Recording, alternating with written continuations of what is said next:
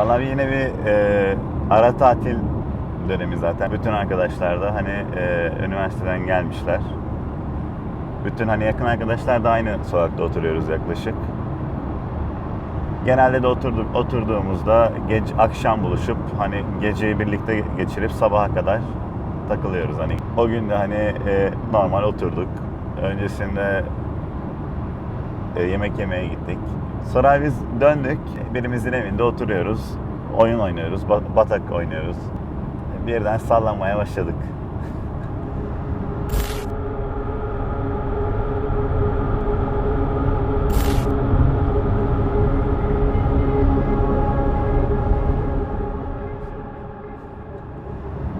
Biz tabii ilk başta çok aslında korkmadık çünkü ara ara hani Hatay'da yıllardan beri süregelen ara ara sallantılar oluyordu.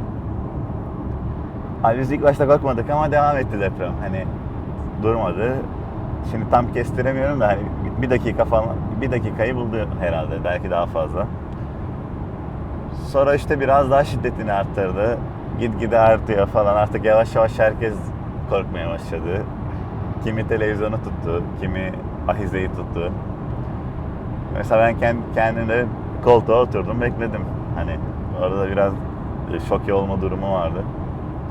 Sonra elektrik kesilince biz artık iyice korktuk. Hani elektrik kesildi ve sallanıyoruz. Ya diyordum, yani kendi içimde kendi kendime telkinlerde bulunuyorum. Hani diyorum bu ev yeni. Hani sallanır ama yıkılmaz gibisinden. Bir arada ben dedim herhalde biz bina olarak bir iki kat indik. Ya öyle bir oturduk ki hani dedik herhalde biz birkaç kat inmişizdir diye düşündüm ben. Sonra işte durdu hızlıca, zaten neredeyse hiçbir şey almadan herkes montunu giydi indi. Yani bir indik, aramızda da olan bir arkadaşımızın evi hemen karşıda. O benim düştük sandığım şey arkadaşımızın binasının bizim olduğumuz binaya yaslanmasıymış aslında. Tabii yani hepimiz şok. Ben o sırada montumu biz aynı olduğumuz binada olan birine verdim. Küçük bir kız çocuğu. Ben de hani bak zaten deli gibi de yağmur yağıyor. Orada tabii eve koştum. Baktım bizim evde hiçbir şey yok. Ev sağlam duruyor. Biz tam çıkacakken yine bir sallantı oldu. Yine bir bekleyelim dedik. Sonra çıktık. Binası yıkılmış dediğim arkadaşım ve ailesi hepsi kurtulmuş. Son katta kalıyorlardı. Bir arabanın üstüne atlayıp inmişler. Kurtulmuşlar.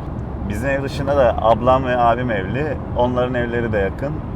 Biz diğer abimle dedik hani onlara bakacağız sırayla.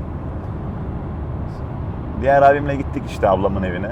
Biz ilk başta evi bulamadık. 2 katlı ev sıfırın altına inmiş hani. Ya biz böyle baktık, pek de bir şey yapabiliriz gibi gelmiyor ama hani bir şey de yapmak istiyoruz.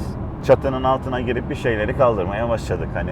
Sonra öyle küçük bir delikten iğnemi biz çıkardık Çağan'ı. Çağan 4 yaşında.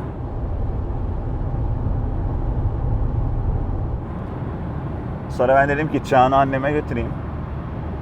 Sonra hani gelip devam ederiz. Benim de üstümde yağmurluk var. Yağmurluğu Çağan'ın üstüne serdim. Armutlu mahallesine giren bütün sokaklar kapalı. Elimde çocuk gidiyorum. Yani bir yerden geçmem lazım. Tam oradan geçerken galiba hafif de bir sallantı oldu. Hani böyle bir tam dengede değildim.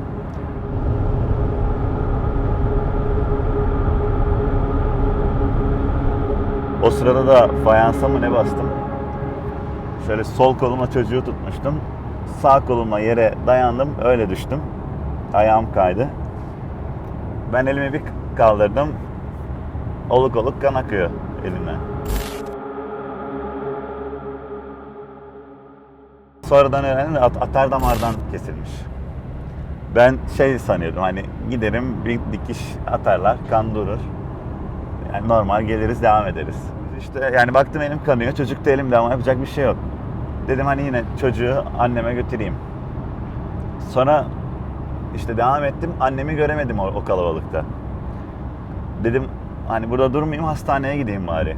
Yakında bir hastane var. Oraya gittik. Yani hastanenin acısı da içler acısı. Zaten doktor da yok o saatte. Hemşire de çok, bir iki tane mi ne vardı herhalde. Onlar da hani gelenlere ellerinden geldiğince bir şeyler yapıyorlar. Herkes bağırıp çağırıyor. Ama tabii hemşire de dolu. Hani kimi geliyor, hani başı yaralı, işte daha ciddi yaraları olanları görüyorum falan.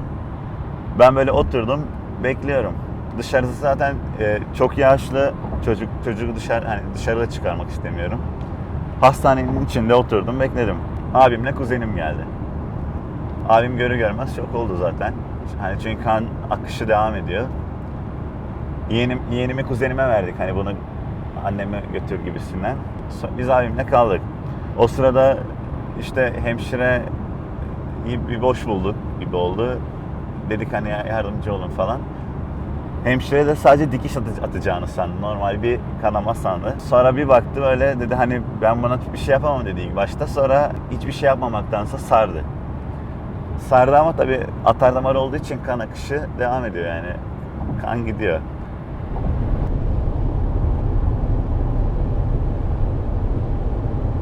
Sonra biz hani ne yapabiliriz falan dışarı çıktık. Başka bir hastaneye gideriz diye.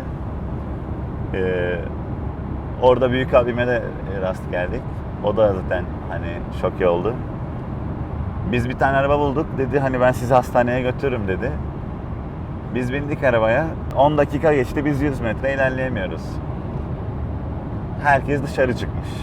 Ve yani ilerleyememizin nedeni herkes arabayla bir yerlere kaçmak istiyor tabii o can haliyle. Biz asla ilerleyemiyoruz. Sonra oradaki bir petrol ofisinde indik. Hani başka bir şey bakalım diye. Sonra işte orada benim canım vişne suyu çekti. Bir vişne suyu da içtim.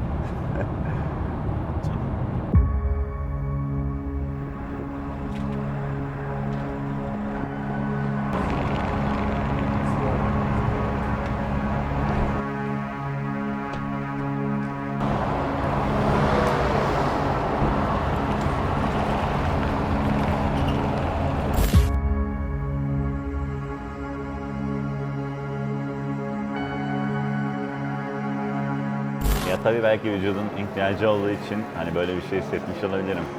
Ya ben dediğim gibi ayrıyetten de vişne suyunu zaten seviyordum. Bir de orada çok da susadım. Hani kan kaybından ne oldu? Hani ben orada vişne suyunu içtim, iyi geldi açıkçası. Orada bir adam çıktı. Dedi ki ben doktorum. Hani senin koluma turnike yaptın. Senin hemen hastaneye gitmen lazım falan diyor tabii. O sırada da yani yoğun trafik olduğu için arabayla ilerlenmiyor. Biz tesadüf bir motor gördük. Motora da hani rica ediyoruz artık hani şöyle falan. Adam beni motora bindirdi. Gidiyoruz. Benim de üstümde bir tişört var. Deli gibi de yağmur yağıyor. Biz şimdi Mozaik Hastanesi'ne gideceğiz ama hani bildiğimiz yollar kapalı. Biz güç bela ulaştık hastaneye. Mozaik Hastanesi'ndeki doktor da hani gerçekten beni hemen aldı, odaya geçirdi. Bir yandan da içeriden sesleri de duyuyorum, hani doktor etrafındakilerle konuşuyor. Doktor da diyor ki hemen ambulansı ayarlayın dedi. Hani bu çocuk burada dayanmaz. Ya bizim hastaneden çıkmamız bile 5 dakika sürdü. Ben ambulans geldi. Doktor dedi hemen bin dedi. Bindik. O sırada ben hani birkaç kişi daha bindirdi. 2 tane de hemşire bizimle beraber geldi.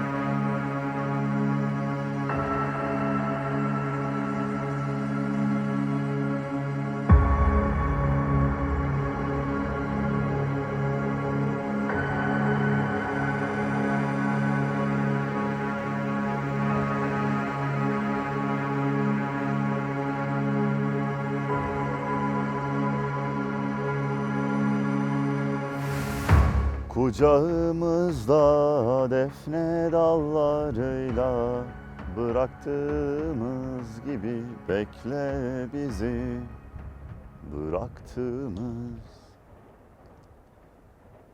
Sokağın neresinde olduğunu tam olarak kestiremediğimizden hani evi de bulmakta zorlandım aslında. Ama hani yaklaşık olarak evin üstündeyiz diyebiliriz, evet. Hani çünkü bir yere bakınca zannettiğimden daha yakın ve daha uzak geliyor bana. Mesela şurada bir ev var. Hani o eve yürüyene kadar biraz daha böyle sanki uzakmış gibi geliyordu bana önceden ama şimdi buradan bakınca çok yakın geldi. Tabii ben yani doğma büyüme Armutlu Mahallesi. Hani liseye kadar Defne'deydim zaten. Sonradan ODTÜ'yü kazanınca Ankara'ya gittim. Biz hani bu sokaklarda oynuyorduk. Tabii şimdi sokak yok etrafta ama.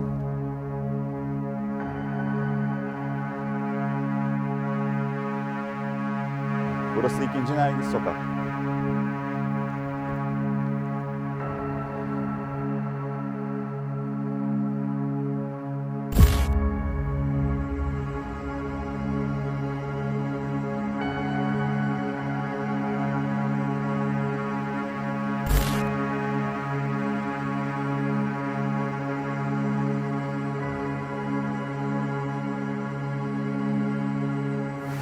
Ya ben ambulansa bindim. Başka bir hastane arıyorduk. Ben de böyle arada kafamı dışarı çevirdiğimde hani herkesin ambulansa doğru geldiğini gördüm. Hani tabii herkesin yaralısı var, herkesin hastası var. O sırada işte ambulansa giderken hani hem ambulans yollardan dolayı rahat gidemiyor hem insanlardan dolayı rahat gidemiyor. Biz bir hastaneye gidiyorduk. Yol kapalıydı diye Yenidevlet'e gitmeye karar verdik. Yenidevlet'e yetişmek de bir tabii aksiyon. Bir doktor bindi içeri. Dedi hani arter damarı yırtılan hasta burada mı dedi. Ben de buradayım dedim. Kadın ambulansa bindi. Dedi ki bu hastanede bir şey yok dedi. Başka hastane bulmamız lazım. Oradan araştırma hastanesine geldik. Beni bir odaya aldılar. Küçük bir müdahale. Yaramı sardılar falan. Bekle dediler. Yani yapacak bir şeyimiz yok. Bekleyeceksin. Tabii bu sırada da kan akmaya devam ediyor. Turnike yaptılar. Turnikeyi bağlıyoruz. Bir süre kan duruyor, yavaşlıyor. Hani parmakları beslemek için turnikeyi açtığımızda yine kan akıyor falan. Bu şekilde saatler süren bir bekleyiş başlıyor.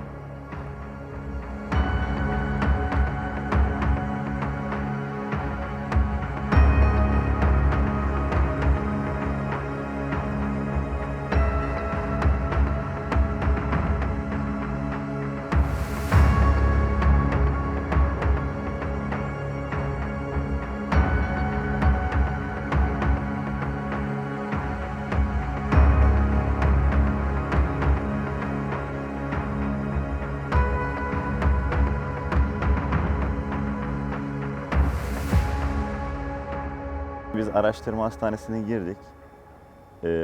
Küçük bir odada ilk müdahaleyi yaptı doktor. Tabii hani elim bir yandan kanamaya devam ediyor. Doktorun da imkanları sıkıntılı.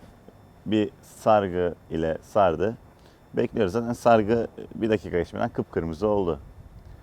Sonra bana dedi ki hani yapacak bir şey yok bekleyeceksin dedi. Hani elimizden şu an bu geliyor.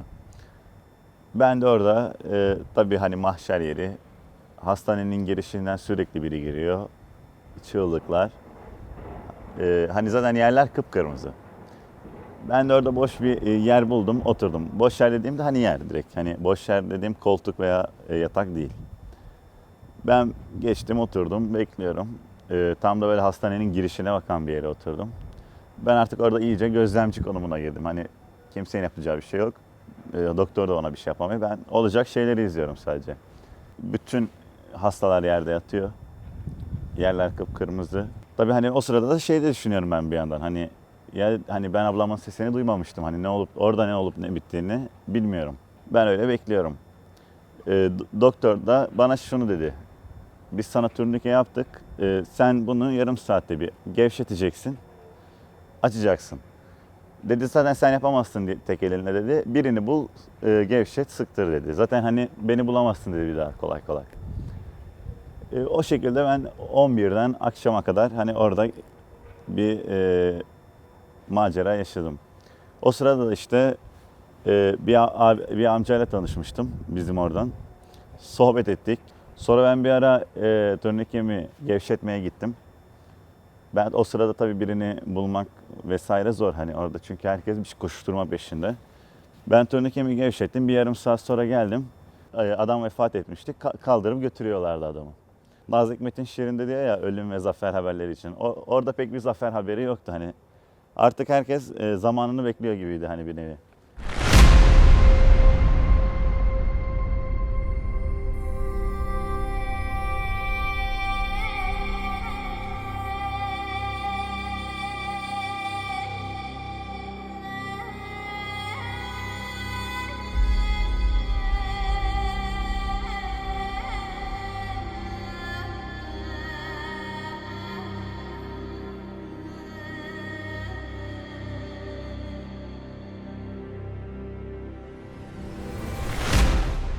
Saatler geçiyor. Durmadan hastanenin kapısına giren, çıkan, durmadan yani her giren çok feci bir şekilde gelmiş bir de öyle bir durum var. Hastanede sürekli bir telaş havası. Etrafta bir sürü umutsuz insan. Burada kalacağız, kimse gelmeyecek. İşte bu hastanede yıkılacak zaten. Şudur budur. Hani diğer yanda insanların kendini hala dinç tutma çabası var. Tabii benim de aklımda şu var hani abim mutlaka beni arıyordur. Mutlaka hastane beni arıyordur. Yakında gelir diye düşünüyorum. Kafamın bir ucunda hep bu var. Hani o yüzden ben sürekli öyle hani şimdi gelir çıkarız diye kendimi hani ona göre şartlandırmışım. Artık akşam oldu. Ben de yavaş yavaş böyle umutsuzluğa kapılacak gibi oldum. Biraz da üşümeye de başlamıştım. Bir de ayaktaydım zaten deprem anında. Bir de böyle bir yaklaşık 15 saat falan geçmişti o zaman. Hani hafif yani uykusuzluk da var. Üşüyorum. Ama tabii kan da kaybediyorum bir yandan. Ben orada doktoru buldum. Ben hani doktor dedim hocam dedim hani kanım sonsuza kadar akamaz herhalde. Hani bir şey yapmamız gerekmiyor mu? Yani doktor da bana dedi ki bir şey yaparız ama riskli. Yani dedim hani hani yapmamız gerekiyorsa yapacağız hani yapacak bir şey yok. Biz bu konuşmayı koridorda yapıyorduk. Ben böyle oturdum. Dedi otur dedi. Koridorda oturttu beni. Sağlık kiti istedi. Bir de birkaç kişi çağırdı hani gelin diye. Sonra arkadan 2 kişi geldi sardı beni. Sol kolumu geldi 2 kişi tuttu. Sonra bana yaralı olan elini ver dedi. Ben ona elimi verdim. Sen bakma dedi. Sen bakma deyince ben hani orada gerçekten korktum hani dedim Allah Allah. Tam başlayacağı sırada beni tutanların hepsi daha böyle güçlü tuttu. Ben tam hani orada ne oluyor falan derken hoca anestezi olmadan ameliyata başladı. Yani damarı tuttu. Ben o damarı tuttuğunda damarın o bütün yolunu hani hissettim. Onu çektiğini hissettim. Bir de hani sinire mi dokunuyor bilmiyorum ama hani gerçekten tarif edilmez bir fiziksel acı var. Ben tabii avazım çıktığı kadar bağırıyorum. Hani herkes de o sırada benim hani çevreme toplandı. Hani orada alakasız herkes.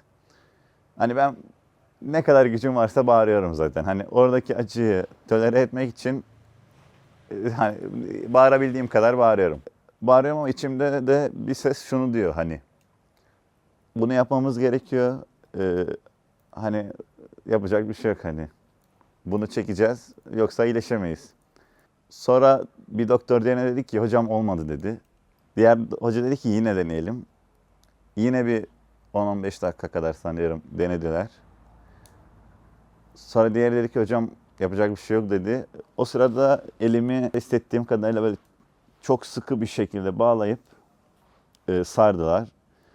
Hani çok sıkı sardılar.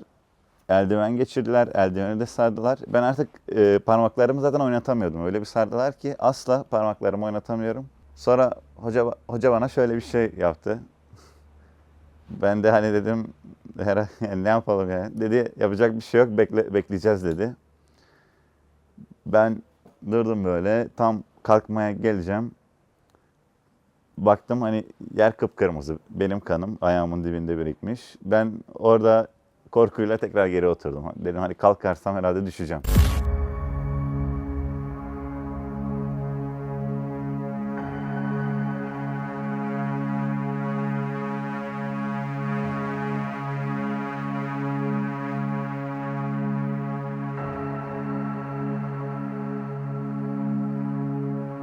Yavaş yavaş kendime geliyor gibi oldum. Baktım bir tane odadan hani vefat eden birini çıkarıyorlar. Ben dedim ki herhalde yani oradan çıkarıyorlarsa herhalde orada bir yatak yani boştur dedim. Kalktım oraya gittim. Hani cidden hani boş bir yatak vardı. Uzandım. Bir hemşire geldi. Dedi hani biz dedi zaten hani senin elini kurtarmaya çalışmıyorduk dedi. Biz hani senin canını kurtarmaya çalışıyoruz. Ben hani boş kadına baktım. Gitti. Ama artık ben hani iyice artık üşüyorum. Hani cidden artık titreyecek kadar üşüyordum. Ben zaten uzun süredir uyumuyorum. Böyle bir şey yaşanıyor. Ama uyumadığım için mi uykum var yoksa çok kan kaybettiğim için mi artık dayanamıyorum diye de emin olamıyorum. Yani uyumak istedim ama titremekten uyuyamadım. Sonra biri daha girdi içeri. Hastane çalışanı belliydi. Ya dedim hani hastanede herhangi bir şey yok mu üstüme atabileceğiniz? Zaten benim üstümde hiçbir şey yok. Dedi hani maalesef dedi sabahtan beri her şeyi tükettik, kullandık. Sonra benim gözüm perdelere takıldı dedim hani hiç olmazsa şu perdeleri söküp üstüme atın dedim. Hani sağ olsun gitti perdeleri söktü üstüme attı. Yani cidden o perdenin o kadar sıcak olacağını ben tahmin etmiyordum. İsterken de tahmin etmiyordum. Bayağı ısıttı beni. Yani o perdeleri sıkı sıkı tutunup ısındığımı hissettim. Sonra işte yani perdeden bir çağrışım yaptı.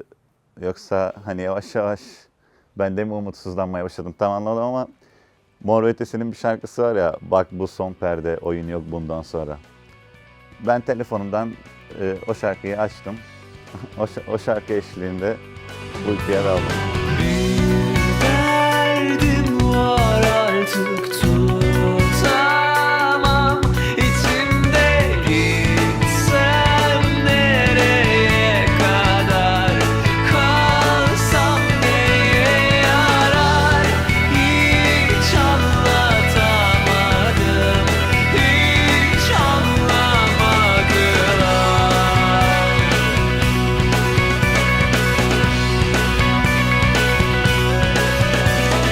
Bak bu son perde, oyun yok bundan sonra, ışık yok, hiçbir şey yok, yok, yok, yok. Bir derdim var, bir derdim var, bir derdim var içimde.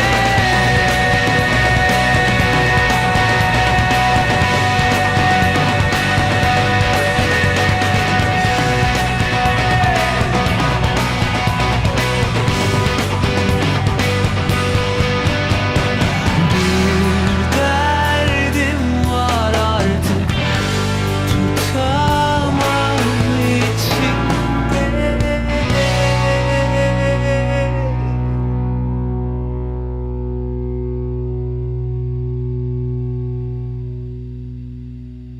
Şimdi ben bir uyandım.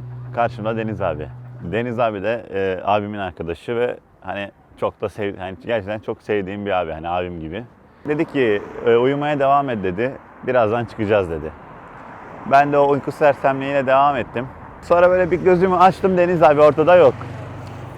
Orada dedim ki hani ben acaba kan kaybından dolayı halüsinasyon mu görüyorum?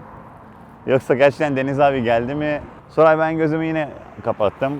Bu sefer uyandığımda abimle Deniz abi gelmişti. Abimle Deniz abi gelince ben dedim ki hani tamam herhalde hani düğüm çözüldü artık.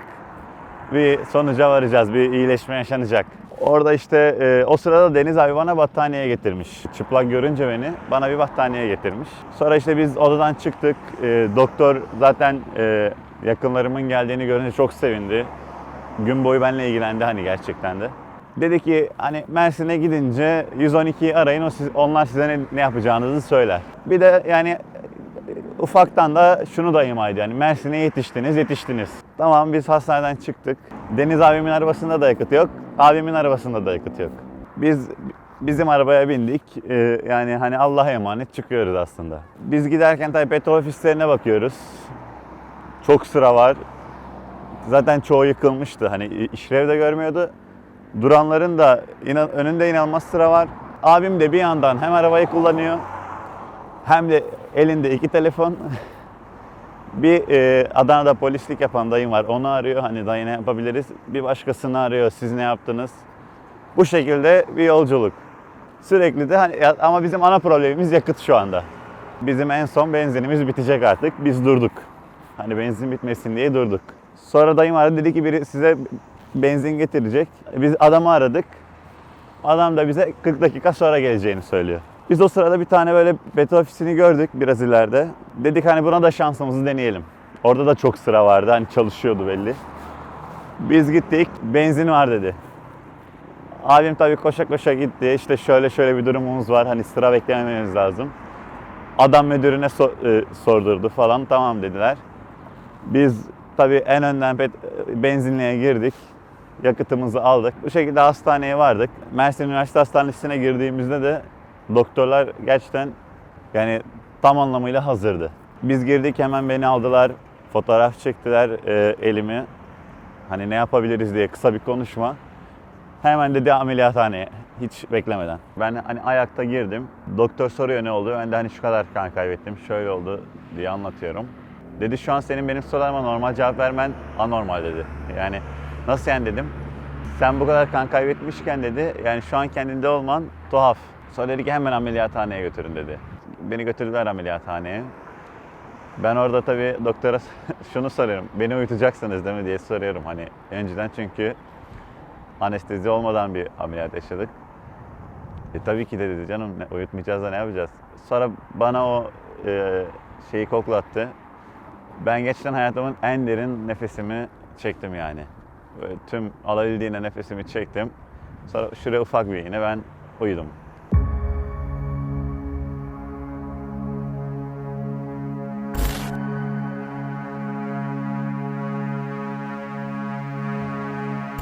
Yanılmıyorsam 2,5 gibi ameliyata girdim.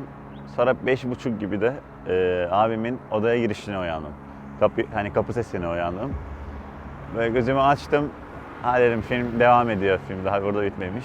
Tabii ilk kontrol ettiğim şey elim. Hani ne oldu diye bir böyle ağırlık var, alçı takmışlar. Bir oynatabilir miyim diye böyle bir denedim. Elimi oynatınca tamam dedim, hani iyi kurtulmuşuz.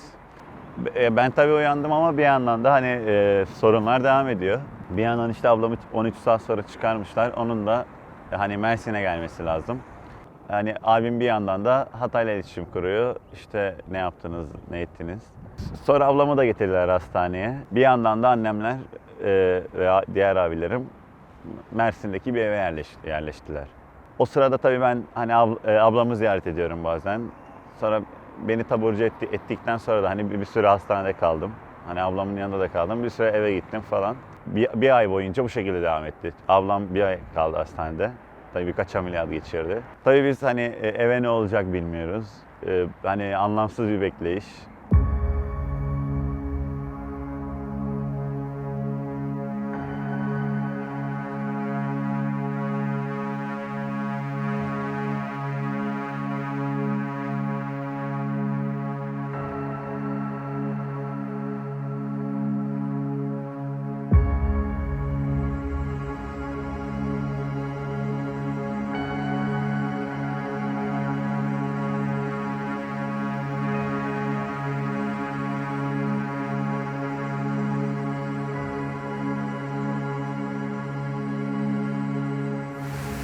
Fizikte bir konum belirlemek için öncelikle bir referans noktanız olması gerekiyor.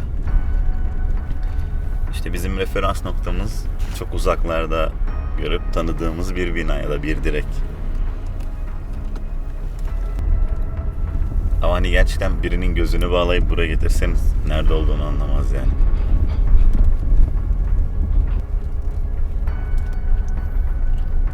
elim kesildikten sonra şu yoldan geldim. Şuradan şu karşıda görünen pembe bina hastane zaten. Bu tarafa doğru gidiyordum.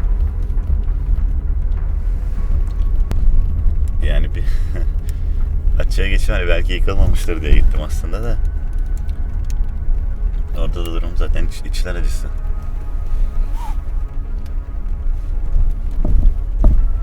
Motora bindiğim yer şurası. Şu Memoil. Çekim yapmamıza izin verirler mi?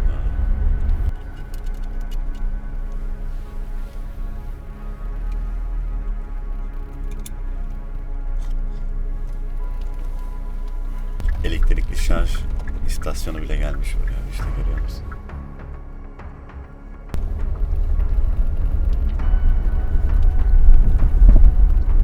Zaten depremin ilk günü mahalledeki herkes bu pazar yerine gelmişti.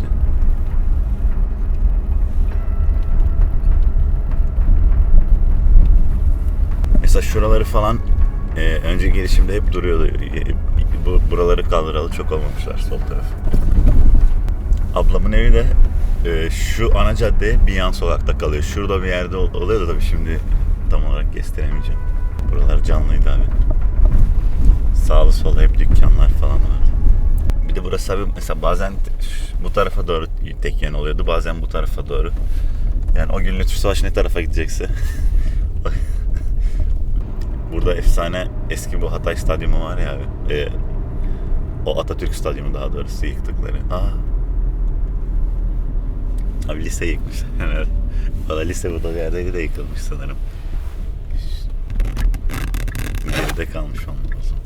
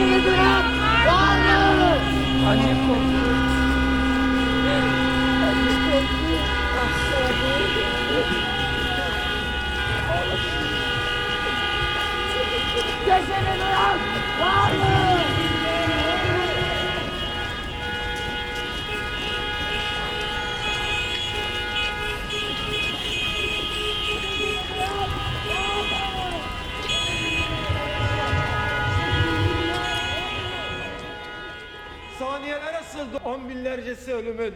Sonra çığlıklar ağıtlara, ağıtlar çığlıklara karıştı. Ben buradayım, sesimi duyan var mı? Maalesef sesimizi duyan olmadı. Sesimizi bazı yerlerde 3 gün, bazı yerlerde 5 gün, bazı yerlerde hiç duymadılar. Bir şekilde biliyoruz. Aradan geçen zaman zarfında yaralarımızın sarılması gerekirken maalesef Hatay kan kaybediyor. Boyun eğme, memlekete sahip çık. Boyun eğme, memlekete sahip çık. Defne'nin umudu emekçi başkan. Bu toprakta kalır adın, tohumların arasında. Bu toprakta kalır adın, tohumların arasında. Yeşilinde tarlaların, başakların sarısında. Yeşilinde tarlaların, başakların sarısında.